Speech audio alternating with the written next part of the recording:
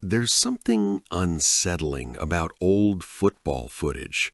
The grainy black and white film, the jerky movements, the ghostly figures flickering across the screen. But sometimes, when you look closely, you notice something that shouldn't be there. Players who appear for just a moment, then vanish. Faces that don't match any team records. Figures moving in ways that defy the frame rate of early cameras. These are the ghost players, phantom athletes captured on film but lost to history. And the deeper you dig into vintage football archives, the more disturbing the pattern becomes. Before you dismiss this as conspiracy theory, let me explain what we're actually looking at. Early football footage from the 1920s through the 1950s was captured on primitive cameras with low frame rates, sometimes as low as 16 frames per second compared to today's standard 24 or higher. This created a phenomenon where fast-moving players would appear transparent or ghostly because the shutter speed couldn't freeze their motion. But that's not what makes these cases interesting. What makes them disturbing is when these phantom figures appear in places they physically couldn't be, or when you realize the person you're seeing doesn't exist in any team record, any newspaper account, any historical document whatsoever. These aren't camera glitches. These are people who were there, captured on film, and then erased from history. Let me show you the cases that keep archivists up at night. In 1937 footage of an English FA Cup match, there's a player visible in 3 different positions simultaneously, something physically impossible even accounting for camera limitations. In 1948 footage from a Scottish League match, a goalkeeper appears in frame wearing a jersey that doesn't match either team, and when researchers tried to identify him, they found no goalkeeper by that description in any team that season. Perhaps most disturbing is footage from a 1952 amateur match in Germany where a player scores a goal, celebrates with teammates, and then in the next frame simply isn't there anymore, as if he was never on the pitch at all. The ball is still in the net, his teammates are still celebrating, but the scorer has vanished. These aren't isolated incidents. Researchers have cataloged over 200 similar anomalies in pre-1960 football footage, and the deeper you investigate, the stranger the pattern becomes. So what's actually happening here? The rational explanations range from mundane to fascinating. Theory 1, these are film splicing errors. In the days before digital editing, footage was physically cut and glued together, and sometimes frames from different matches or different times were accidentally combined, creating the illusion of impossible players. Theory 2, deliberate falsification. Some researchers believe certain footage was manipulated for propaganda purposes during wartime, inserting or removing players to fit political narratives. Theory 3, the substitution problem. Early football had chaotic substitution rules, and sometimes unofficial players would briefly enter the pitch without being recorded in official documents, creating ghosts in the footage, but not in the records. But then there's Theory 4, the one that archivists whisper about but rarely publish.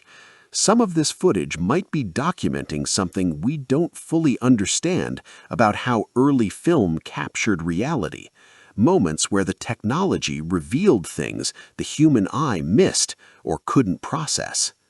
Of all the documented ghost players, one case stands above the rest in terms of mystery and documentation. The 1949 Burnley vs. Wolverhampton match, commonly called the Phantom Striker incident. Multiple camera angles from this match, preserved in exceptional condition, clearly show a striker wearing Burnley colors who scores 2 goals in the first half. His teammates celebrate with him, the referee awards the goals, the crowd reacts. But in the second half, he's simply gone. Not substituted, not injured, just absent. Post-match reports mention only 10 Burnley players, not 11. Team photographs from that day show 10 men. Official records list 10 players. But the film shows 11, and 2 goals that shouldn't exist according to the paperwork were somehow scored. Researchers have spent decades trying to identify this player. They've examined every Burnley player from that era, every trial player, every youth team member. No one matches the figure in the footage. It's as if someone played half a football match, scored twice, and then stepped out of history itself. Here's where this gets truly unsettling. When you start cataloging these ghost players, patterns emerge that are difficult to explain away.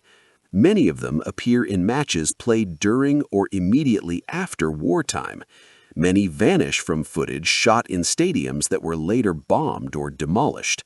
Some researchers have theorized that these might be players who died in the wars, somehow appearing in footage shot after their deaths, as if the film captured echoes of who they once were.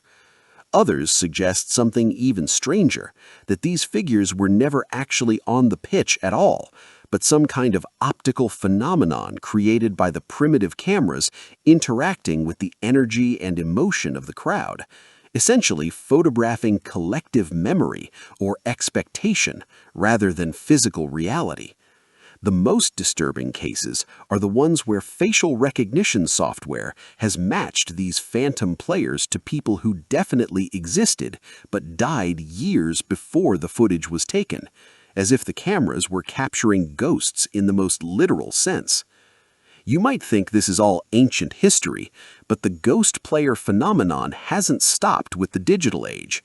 In 2019, researchers using AI enhancement on 1950s footage discovered dozens of new anomalies that were invisible to the naked eye.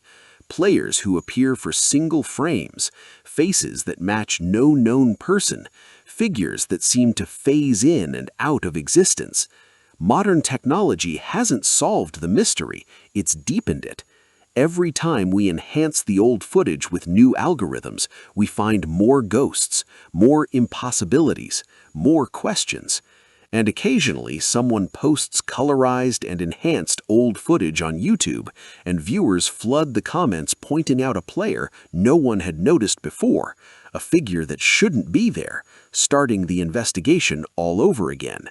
The past isn't dead. It's not even past. It's right there in the footage, watching us watch it, waiting to be discovered. So what's the truth? Are these ghost players simply technical glitches, accidents of primitive technology that we're overinterpreting?